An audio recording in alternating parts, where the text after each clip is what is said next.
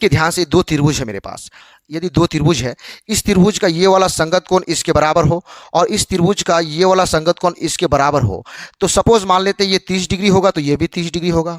बिल्कुल सर। और ये अगर 40 डिग्री हुआ तो ये भी 40 डिग्री होगा। तो ऑब्वियसली बात है कि ये वाला एंगल भी इस वाले एंगल के बराबर ही होगा।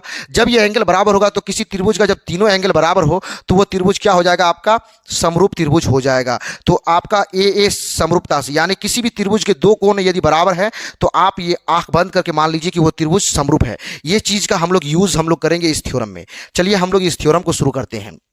तो देखिए क्वेश्चन क्या कहता है कि एक समकोण त्रिभुज में कर्ण का वर्ग अन्य दो भुजाओं के वर्गों के योग के बराबर होता है। अब ध्यान से देखिए कि एक समकोण त्रिभुज है आपके पास, ये समकोण त्रिभुज यहाँ पे 90 डिग्री बनेगा बिल्कुल। यहाँ पे एक जो कर्ण है आपका, ये कर्ण का वर्ग जो होता है अन्य दो भुजाओं के वर्गों के बराबर होता है। ये आपको सिद्ध करना है। यानी आप कितनी बार इसको यूज तो बहुत बार किए होंगे, लेकिन प्रूफ आप क्लास 10th में इसको करते हैं। AB square plus BC square आपको सिद्ध करना है। तो इसको सिद्ध करने के लिए हम लोग चलते हैं। सबसे पहले लिखेंगे कि दिया गया है। तो आप बताइए कि क्या क्या दिया गया है। तो दिया गया आपके पास है कि दिया गया है, लिखिए सबसे पहले कि त्रिभुज ABC में एंगल B, जो आपका एंगल B है वो बराबर 90 डिग्री दिया गया है आपको। बिल्कुल सर 90 डिग्री दिया गया है। तो आपको क्या सिद्ध करना है वो लिख दीजिए कि सिद्ध करना है आपको क्या। तो आप बोलिएगा कि सर सिद्ध करना हमको है कि AC का स्क्वायर यानी कर्ण का स्क्वायर AB के स्क्वायर और BC के स्क्वायर के योग के बराबर होता है। यह आपको सिद्ध करना है। तो चलिए ठीक है, यहाँ इसको सिद्ध करने के लिए आपको हल्का सा रचना करना पड़ेगा। उस रचना को करते हैं हम लोग थोड़ी देर में। देखिए रचना क्या करना पड़ेगा आपको। देखिए ये रचना आपको यहाँ से देखिए ध्यान से, हम लोग क्या करेंगे,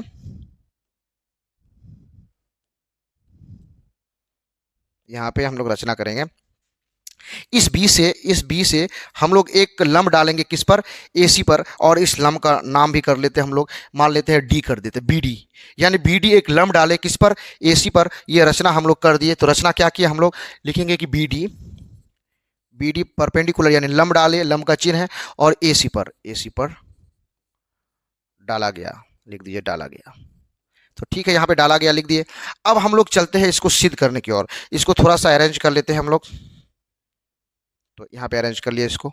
अब देखिए ध्यान से कि आपको प्रमाण की ओर जाना है। प्रमाण क्या है, ध्यान से देखिए। प्रमाण हम अभी आपको बताया कि प्रमाण में जाना है आपको। चलिए प्रमाण में चलते हैं। तो देखिए प्रमाण में क्या है कि ये त्रिभुज आपका त्रिभुज ABC, ध्यान से देखिए त्रिभुज ABC में और अंदर दो त्रिभुज बना है आपका। कौन सा त्रिभुज बना है, एक त्रिभुज आपका ABD, बिल्कुल एक त्रिभुज बना है, और एक त्रिभुज आपका BDC बना है। तो आपको देखना होगा कि हम लोग यदि त्रिभुज ABC का कंपैरिजन करते हैं ABD के साथ, तो देखिए यहाँ पे ये जो परपेंडिकुलर डाले हैं तो ये 90 डिग्री होगा बिल्कुल, यानी ये 90 डिग्री बनाएगा यहाँ पे। तो आप देखिए कि इस त्रिभुज ABC में, त्रिभुज ABC मेरा बना है इस तरीके से, त्रिभुज ABC बना है, ABC 90 डिग्री है। तो आप देखिएगा कि त्रिभुज आपका ABD में भी 90 डिग्री है। तो दो कोण तो दोनों का बराबर हो गया। और त्रिभुज ABC में भी कोण A है और त्रिभुज ABD में भी कोण A है, यानी दो कोण आपका सिमिलर है। तो हम यहाँ पे लिख लेते हैं, तो आपको बेहतर ढंग से समझ में आ जाएगा। टेंशन की कोई बात नहीं है, आराम से हम समझा देंगे आपको। देखिए ध्यान से कैसे कि त्रिभुज ABD तथा त्रिभुज ABC में यहाँ पे आप लिख लीजिए। ABC में क्या होगा कि कोण A बराबर कोण A, दोनों जगह है ओवेनिस्ट आप लिख लीजिए ओवेनिस्ट। और फिर आप क्या लिखिएगा कि कोण B इसका समकोण है और कोण D उसका समकोण है। तो आप लिख दीजिएगा कि कोण D, ये त्रिभुज किसका ABD में D समकोण है, तो D कोण D आपका, और यहाँ पे कोण क्या हो गया आपका B। बिल्कुल सर, ये आपका क्या हो गया, समकोण है। तो इससे क्या हो जाएगा आपका, आप बोलिएगा कि सर AA समरूपता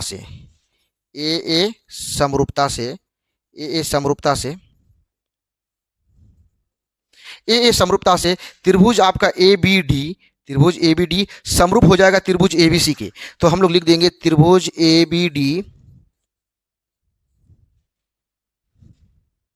ए बी डी समरूप हो जाएगा त्रिभुज किसके, ए बी सी का। और जब ये समरूप त्रिभुज हो जाएगा तो समरूप त्रिभुज का क्या होता है कि संगत भुजाओं का अनुपात बराबर होता है और उसके संगत कोण बराबर होते हैं। तो दोनों त्रिभुज को एक बार हम त्रिभुज ए बी सी को बना लिए।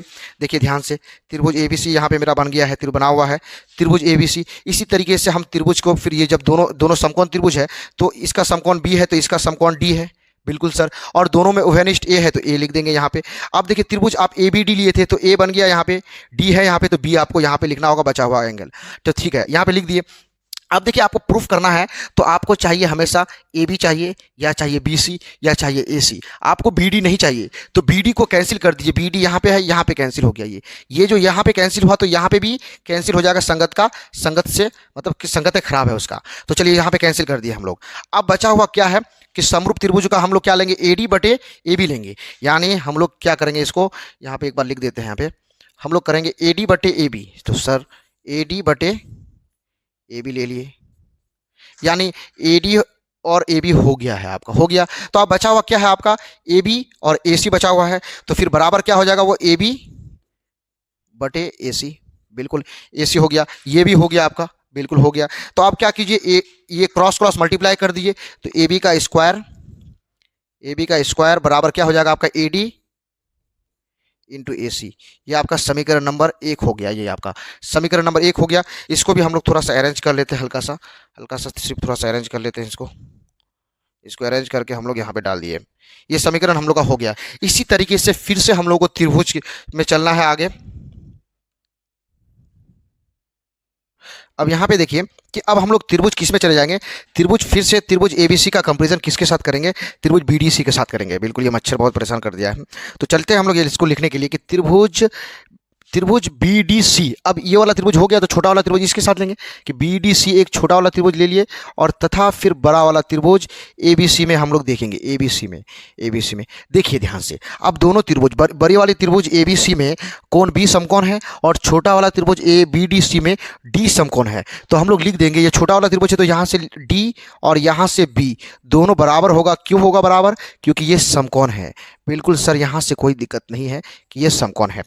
अब हम लोग इसी चीज़ को आगे लिखेंगे कि फिर दोनों में आप देखिएगा कि दोनों में सी, त्रिभुज ए बी सी में भी सी है और त्रिभुज बी डी सी में सी है, वही कोण दोनों जगह है। तो दोनों क्या हो जाएगा, उभयनिष्ठ हो जाएगा। उभयनिष्ठ ये आपको लिख देना है यहाँ पे कि ये उभयनिष्ठ हो गया। उभयनिष्ठ होने पर क्या हो जाता है कि ए समरूपता से ये दोनों त्रिभुज समरूप हो जाते हैं। इसलिए ए समरूपता से क्या हो जाएगा आपका कि ए समरूपता से त्रिभुज बीडीसी, त्रिभुज आपका क्या हो जाएगा, त्रिभुज आपका बीडीसी, ये जो बीडीसी है वो समरूप हो जाएगा किसका, त्रिभुज एबीसी का। अब जब ये एबीसी का समरूप होगा तो आपको मालूम है कि समरूप त्रिभुज के संगत भुजाओं का अनुपात समान होता है। बिल्कुल मालूम है आपको। तो उसी चीज़ को हम लोग यहाँ पे लिख देंगे। कैसे लिखेंगे, देखिए ध्यान से। अब देखिए आप कि आपका त्रिभुज एबीसी यहाँ पे है, इस तरीके से हम बना देते हैं। ये त्रिभुज ए बी सी है, बिल्कुल सर ए बी सी है। इसको थोड़ा सा हम उधर खिसका देते हैं। ये आपका त्रिभुज ए बी सी है और आपका एक त्रिभुज बी डी सी है। तो बी डी सी आपका वो भी समकोण ही होगा।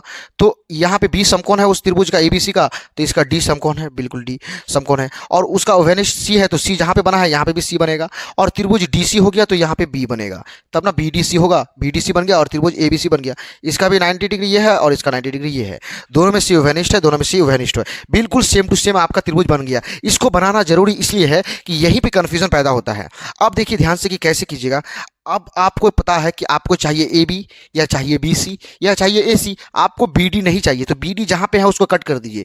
बी डी आपको, बी डी से कोई मतलब नहीं है अभी, तो बी डी कट किए तो इसका संगत भुजा कौन होगा, ये होगा। बिल्कुल ये भी कट हो जाएगा। यानी अब जो बचे हुए दो भुजा है उसको लेकर के हम आगे बढ़ेंगे।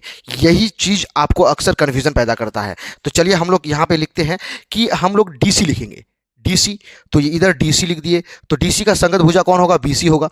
बिल्कुल डीसी बटे बीसी, ये चीज़ हो गया। इसको टिक लगा दीजिए। बिल्कुल, तो डीसी आप ले लिए, फिर आप बीसी ले लिए, ये दोनों बराबर होगा। तो पहले डीसी लिए थे, फिर हम बीसी ले लिए, दोनों बराबर हो गया।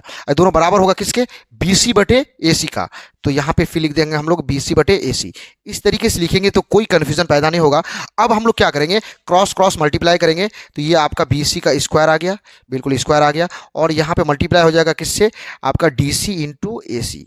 DC इंटू AC मल्टीप्लाई हो जाएगा और ये समीकरण नंबर आपका 2 बन जाएगा। देखिए समीकरण 1 और समीकरण 2 में आपका AB स्क्वायर आ गया है और BC स्क्वायर भी आ गया है।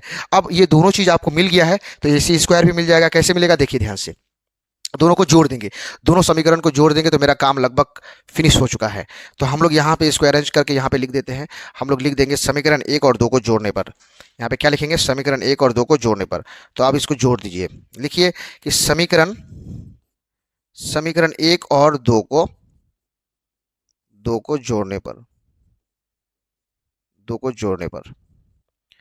जोड़ने पर क्या हो जाएगा कि AB square plus BC LHS के साथ जुड़ जाएगा। तो आपका AB स्क्वायर हो जाएगा किसके, BC स्क्वायर के साथ जुड़ जाएगा। तो RHS के साथ जुड़ जाएगा, यानी AD इंटू AC प्लस हो जाएगा किसका, DC इंटू AC का। बिल्कुल सर। देखिए इधर तो आपको आप कुछ चेंजेस नहीं करेंगे, बिल्कुल यही चीज़ आपको चाहिए था। तो आप यहाँ पे लिख दीजिए और इधर आप क्या कर लीजिए, इसको सॉल्व कर लीजिए। देखिए दोनों जगह AC है, तो AC कॉमन ले लीजिए आप। तो बचा हुआ क्या आपका, AC बाहर आ गया तो बचा क्या, AD बचा। बिल्कुल, फिर से AC बाहर चले गया तो बचा क्या, DC। अब देखिए आप AD प्लस DC, यहाँ से यहाँ तक AD और यहाँ से यहाँ तक DC, तो पूरी रेखा आपको AC नजर आ रहा होगा। तो AD प्लस DC के लिए हम लोग डायरेक्ट लिख सकते हैं, क्या लिख सकते हैं, AC इंटू AC लिख सकते हैं। तो यही चीज़ आपका फिर यहाँ पे भी एक बार आपको लिखना होगा। तो यहीं पे आप हम यहाँ से ला करके इसको लिख दीजिए। बिल्कुल, इसको यहाँ से आप ऐसे लिख दीजिए, इसको थोड़ा सा इरेज ही कर देना बेहतर है। यहाँ पे लिख दिए हम AB square plus BC square, ये आपका आ गया। तो AB square plus BC square बराबर AC स्क्वायर आ गया। आपको प्रूफ करना था AC स्क्वायर बराबर AB square plus BC square, तो बिल्कुल आपको ये चीज़ आ गया। अगर आप चाहते हैं कि इसको सीधा करके लिखे तो सीधा करके लिख दीजिए, AC स्क्वायर को पहले लिख दीजिए AC स्क्वायर को, और आपको AB square plus BC square को बाद में लिख दीजिए। और इति सिद्धम यानी हैंस प्रूव्ड हो गया। ये आपका ये क्वेश्चन आपको बन चुका है।